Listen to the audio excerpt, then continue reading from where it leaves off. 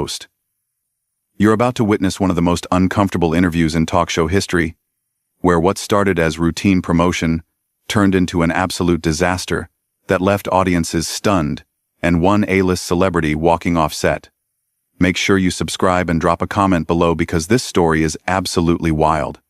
Mark Wahlberg walked onto the Jimmy Kimmel Live set that evening with his usual confident swagger, waving to the audience before settling into the guest chair. The crowd was electric, cheering for the Boston native who had just wrapped filming on his latest action thriller. Jimmy Kimmel, sitting behind his desk with that trademark smirk, seemed ready for what should have been a straightforward promotional interview. "Mark Wahlberg, everybody," Jimmy announced as the applause died down. "Thanks for being here, Mark. I know you're busy saving the world in movies and probably in real life too, knowing you." Mark chuckled and adjusted his position in the chair. "Thanks for having me, Jimmy. Always good to be here in Hollywood. Even if it's not my favorite place in the world." "Oh, right, because you're all about that Boston life now," Jimmy replied, his tone carrying just a hint of something that wasn't quite friendly. "Tell me, do you miss the good old days when you could just, walk around Boston without people recognizing you? Back when you were just, what was it, Marky Mark?" The audience laughed, but Mark's expression shifted slightly. His smile remained, but his eyes narrowed just a fraction. "Those were different times, Jimmy. I was young, made some mistakes, learned from them. That's what growing up is about."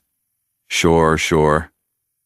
Jimmy nodded, leaning back in his chair with that characteristic lean that suggested he was getting comfortable for something. "But you know what I find interesting? You've really reinvented yourself, haven't you? From the underwear modeling to the music career, and now you're this serious actor and producer. It's quite the transformation. People change, Jimmy. People evolve. I've been fortunate enough to have opportunities to grow in this business." Jimmy's smile widened, but it didn't reach his eyes. "Right, evolve. That's one way to put it. I mean, some people might say you've just gotten really good at managing your image, controlling the narrative." Mark leaned forward slightly, his Boston accent becoming more pronounced. "What exactly are you getting at here, Jimmy?" "Oh, nothing. Jimmy waved his hand dismissively, but his grin suggested otherwise. "I just think it's fascinating how Hollywood works. How someone can completely reinvent themselves and everyone just goes along with it, like collective amnesia or something." The studio audience was starting to sense the tension. The usual lighthearted banter between host and guest was taking on an edge that made people shift uncomfortably in their seats. Mark's jaw tightened, and he sat back in his chair, studying Jimmy with the kind of intensity he usually reserved for his most serious dramatic roles. "You know what, Jimmy? If you got something to say, just say it. Don't dance around it with all this passive-aggressive nonsense." Jimmy's eyebrows shot up in mock surprise. "Passive-aggressive? Me? Mark, I'm just making conversation. This is what we do on talk shows. We talk." "Yeah, well, there's talking and then there's whatever this is supposed to be," Mark replied, his voice remaining level but carrying an unmistakable warning. "You invited me here to talk about my new movie. So let's talk about the movie." Of course, the movie," Jimmy said, picking up a card from his desk and glancing at it briefly before setting it back down. "But you know what I think is really interesting? Your whole journey from the streets of Boston to Hollywood elite. I mean, that's quite the leap, isn't it?" "Jimmy, what the hell is wrong with you tonight?" Mark asked, and now the audience could hear the genuine irritation in his voice. "You're acting like we got some kind of problem here." Jimmy held up his hands in a gesture of innocence. "No problem at all, Mark. I'm just curious about the real Mark Wahlberg. Beneath all the Hollywood polish. The guy who really knows how to handle himself when things get tough." "Handle myself?" Mark's voice dropped lower, and anyone who had seen his movies knew that tone. It was the voice he used right before his characters did something explosive. "What exactly do you think you know about how I handle myself?" "Well, I mean, you've got quite the reputation, don't you? For being, let's say, direct in your approach to problems." The tension in the studio was now thick enough to cut with a knife. Mark stood up from his chair, and Jimmy's confidence seemed to waver for the first time since the interview began. "You know what, Jimmy? I came here as a professional to talk about my work, to promote a movie that a lot of people worked really hard on. But if you want to sit there and take shots at me for some reason I can't figure out, then we got a problem. Jimmy tried to recover, his voice taking on that familiar late-night host smoothness. Mark, sit down. Let's reset here. I think maybe we're having a miscommunication. Miscommunication? Mark laughed, but there was no humor in it. Jimmy, I've been doing interviews for 25 years. I know the difference between miscommunication and someone trying to get under my skin for their own entertainment. The audience was dead silent now, watching what felt less like an interview and more like the prelude to an actual confrontation. Mark remained standing, his hands at his sides, his entire body language suggesting a man who was rapidly reaching the end of his patience. Jimmy, perhaps realizing he had pushed further than intended, attempted to steer things back to safer ground. Okay. Let's just talk about the movie then. Your new film, what's it called again? Don't, Mark said quietly, but with such force that it carried clearly through the silent studio. Don't pretend like you don't know what you're doing here. Jimmy shifted in his chair, his confidence visibly shaken by Mark's quiet but threatening tone. The studio lights seemed harsher now, illuminating the sweat that was beginning to form on the host's forehead. But instead of backing down, Jimmy made the mistake that would turn this uncomfortable interview into television infamy.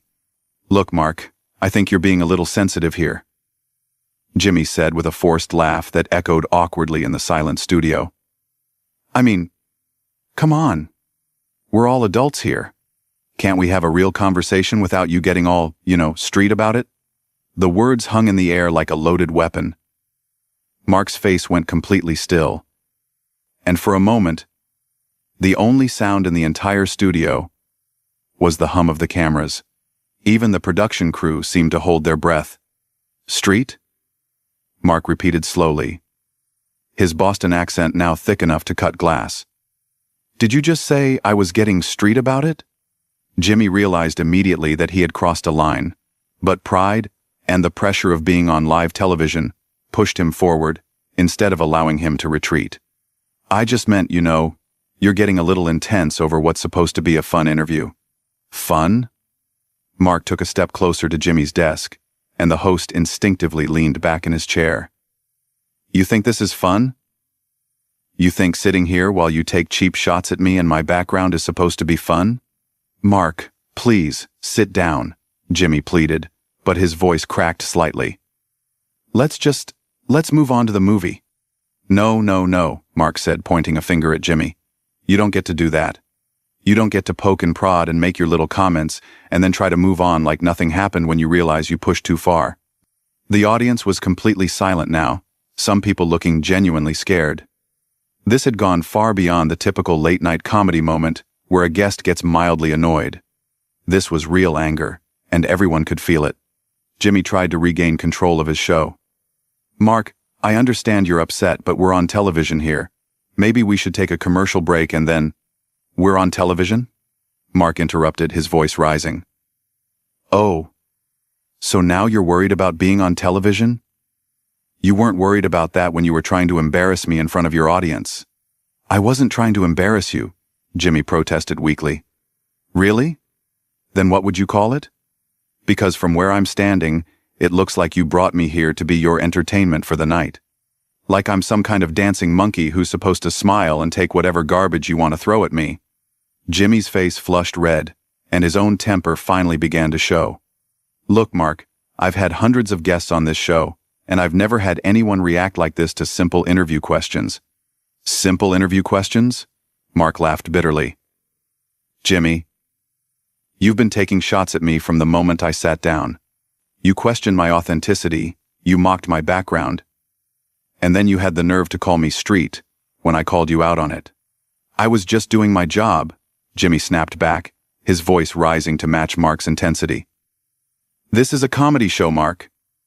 Everything isn't some personal attack against you. Your job? Mark's voice dropped dangerously low again. Your job is to make your guests feel comfortable, so they want to come back and promote their projects. Your job is to entertain your audience, not to use your guests as punching bags for your own insecurities. Jimmy stood up now, finally meeting Mark's energy head on. My insecurities? You want to talk about insecurities? You're the one who can't handle a few jokes without threatening people. Threatening people? Mark stepped closer to the desk, and several security personnel moved closer to the stage area. Jimmy, if I was threatening you, you'd know it. What I'm doing is telling you that you're being disrespectful, and I don't appreciate it. Disrespectful? I'm disrespectful? Jimmy's voice cracked with indignation. You come on my show, you sit in my chair, and then you tell me how to do my job? That's disrespectful. The confrontation had reached a boiling point. Mark stared at Jimmy for a long moment, his chest rising and falling as he controlled his breathing. When he spoke again, his voice was calm, but there was something final about it. You know what, Jimmy? You're absolutely right. This is your show. These are your chairs. This is your studio. Mark began walking toward the edge of the interview area. Which means I don't have to sit here and listen to this anymore. Where are you going? Jimmy called out, panic creeping into his voice as he realized the interview was falling apart on live television. I'm leaving, Mark said without turning around. Because unlike some people, I know when I'm not wanted somewhere. Jimmy, desperate to salvage the situation and probably his job, made one last catastrophic error in judgment. Oh, that's perfect, Mark. Just walk away. That's exactly what everyone expects from you, isn't it? When things get tough, just walk away. Mark stopped dead in his tracks. Slowly, deliberately, he turned back to face Jimmy. The look on his face made several audience members gasp audibly. What did you just say to me? Jimmy, realizing he had just poured gasoline on a fire, tried to backtrack. I didn't mean anything by that, Mark.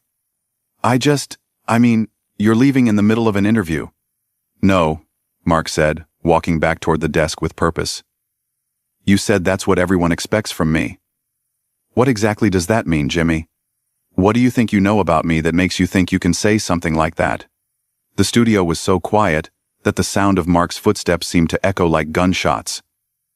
Jimmy gripped the edge of his desk, his knuckles white with tension. Mark, please, let's just calm down and finish the interview like professionals. Professionals? Mark was now standing directly in front of Jimmy's desk, close enough that the host had to look up to meet his eyes. You want to talk about being professional? A professional doesn't ambush their guests. A professional doesn't use their platform to settle personal scores or boost their own ego. Personal scores? Mark, I don't even know you well enough to have personal scores with you. Then what is this about? Mark demanded. Because this sure as hell isn't about promoting my movie or entertaining your audience. Jimmy's face went pale as Mark stared him down, waiting for an answer that everyone in the studio knew was coming. The host's hands trembled slightly as he gripped his desk, and when he finally spoke, his voice was barely above a whisper. You really want to know what this is about? Jimmy asked, his facade of comedy show professionalism finally cracking completely. Yeah, Jimmy, I really want to know, Mark replied, his voice steady and dangerous. Because I came here to do you a favor, to help your ratings, to promote my movie on your show. And instead, you've spent the last 10 minutes trying to humiliate me, so enlighten me. Jimmy stood up slowly, his chair rolling backward from the force.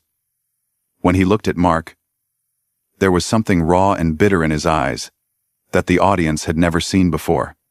You want to know? Fine. It's because guys like you make me sick, Jimmy said, his voice gaining strength as his resentment poured out. You come from nowhere, you screw up half your life, and then Hollywood just hands you everything. Meanwhile, people like me work for years, decades, grinding it out in comedy clubs, writing jokes, perfecting our craft, and we're treated like we should be grateful just to be here. Mark's eyebrows raised in genuine surprise. Are you kidding me right now? This is about jealousy? It's not jealousy, Jimmy snapped, pointing an accusatory finger at Mark. It's about fairness. It's about the fact that you can assault people on the street, get arrested multiple times, and Hollywood still rolls out the red carpet for you. But if someone like me makes one wrong joke, one mistake, my career is over. The audience was stunned into complete silence. This wasn't entertainment anymore. This was a real psychological breakdown happening on live television. Mark shook his head slowly, processing what he was hearing. Jimmy, first of all, I never assaulted anyone on the street. And second, You think my success just got handed to me? You think I didn't work for everything I got? Oh, please, Jimmy laughed bitterly. You made a couple of movies where you played tough guys and suddenly you're this serious actor. You think anyone takes you seriously as a performer? You're a novelty act, Mark. A curiosity. The words hit the studio like a physical blow. Several audience members gasped, and even the camera operators seemed to shift uncomfortably behind their equipment. Mark stood completely still for a moment, absorbing the insult. A novelty act, Mark repeated slowly. That's what you think I am. That's what you are, Jimmy pressed on, apparently unable to stop himself now that the floodgates were open. You're famous for being famous, for being the guy from Boston who got lucky. Meanwhile, actual comedians, actual entertainers, we have to scratch and claw for every opportunity. Mark nodded thoughtfully, as if genuinely considering Jimmy's words. When he spoke again, his voice was calm, almost conversational. You know what, Jimmy? You might be right about some things. Maybe I did get some lucky breaks. Maybe Hollywood gave me opportunities that other people deserved more. But there's one thing you're completely wrong about. What's that? Jimmy asked, his voice dripping with sarcasm. You said if you make one mistake, your career is over. But that's not true, is it? Because you're making a huge mistake right now, on live television, in front of millions of people, and somehow I doubt this is going to end your career. You know why? Jimmy didn't answer, but his confident expression was beginning to falter. Because you're going to spin this, Mark continued. You're going to go on other shows and talk about how I overreacted, how I couldn't take a joke, how I'm this volatile Hollywood prima donna who attacked poor little Jimmy Kimmel for just doing his job. And people will believe you, because that fits the narrative better than admitting that you're a bitter, jealous host who used his platform to try to tear down a guest. Jimmy's mouth opened and closed like a fish out of water. That's not I wouldn't. You wouldn't what? Tell the truth? You've been lying to your audience for the last 15 minutes about what this interview was supposed to be. You brought me here under false pretenses so you could take your shots and feel better about yourself. The host's voice rose defensively. I brought you here to do an interview, which is exactly what we're doing. No, Jimmy, this isn't an interview. An interview is when you ask questions to learn something about your guest or to help them promote their project. This is a hit job. This is you using your position of power to try to make me look bad because you're insecure about your own success. Jimmy's face flushed bright red. Insecure? You think I'm insecure? I have my own show, Mark. I have millions of viewers every night. I don't need to be insecure about anything. Really? Then why are you so angry about my success? Why does it bother you so much that Hollywood gave me opportunities? If you're so secure in your own accomplishments, why do you care what happens to me? The question hung in the air like a challenge. Jimmy looked around the studio as if searching for support, but found only the uncomfortable faces of his audience and crew. When he spoke again, his voice was quieter, but the venom was still there.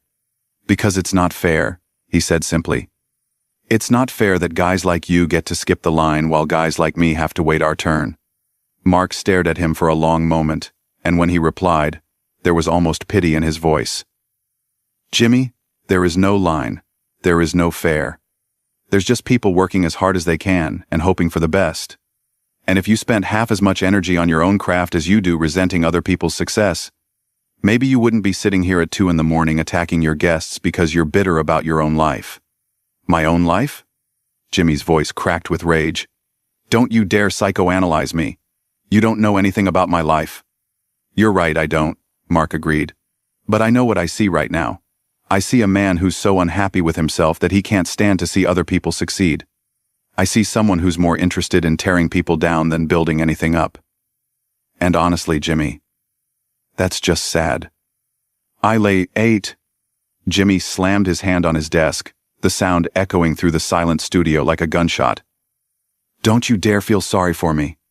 I don't need your pity, and I don't need your amateur psychology. I'm not giving you my pity, Mark said, stepping back from the desk. I'm giving you some free advice. Figure out what's really bothering you, because it's not me. I'm just the guy who happened to be sitting in your guest chair tonight when you decided to have your breakdown. The studio fell into an uncomfortable silence that stretched for what felt like hours. Jimmy stood behind his desk, breathing heavily, while Mark remained calm and composed despite everything that had just transpired. Finally, Jimmy seemed to realize where he was and what had just happened. His eyes darted to the cameras, to his audience, to his producers standing in the wings with expressions of barely contained panic. "I think," Jimmy said slowly, his voice shaky, "maybe we should take a commercial break." "No," Mark said firmly. "We're not taking a commercial break. We're done here. This interview is over." He turned and began walking toward the exit, but Jimmy called out desperately, "Mark, wait. Please, let's try to end this on a better note. For the show, for the audience." Mark stopped and turned back one final time. "Jimmy, you want to end this on a better note? Here's your better note. Next time you have a guest on your show, treat them with respect. Don't use them as therapy for your own issues. And if you can't do that, maybe you shouldn't be hosting a talk show.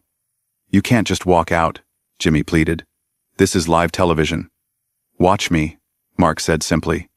And with that, Mark Wahlberg walked off the Jimmy Kimmel live set, leaving behind one of the most explosive and uncomfortable interviews in late-night television history. Jimmy stood alone behind his desk, facing an audience that didn't know whether to applaud, boo, or simply sit in stunned silence. The cameras kept rolling for several more seconds, capturing Jimmy's mortified expression as he realized what had just happened to his career, his show, and his reputation, all in the span of one disastrous interview. If you enjoyed this incredible story of one of Hollywood's most shocking moments, make sure you hit that subscribe button and let me know in the comments below. What do you think Jimmy Kimmel was really thinking when Mark walked off that stage? The drama was absolutely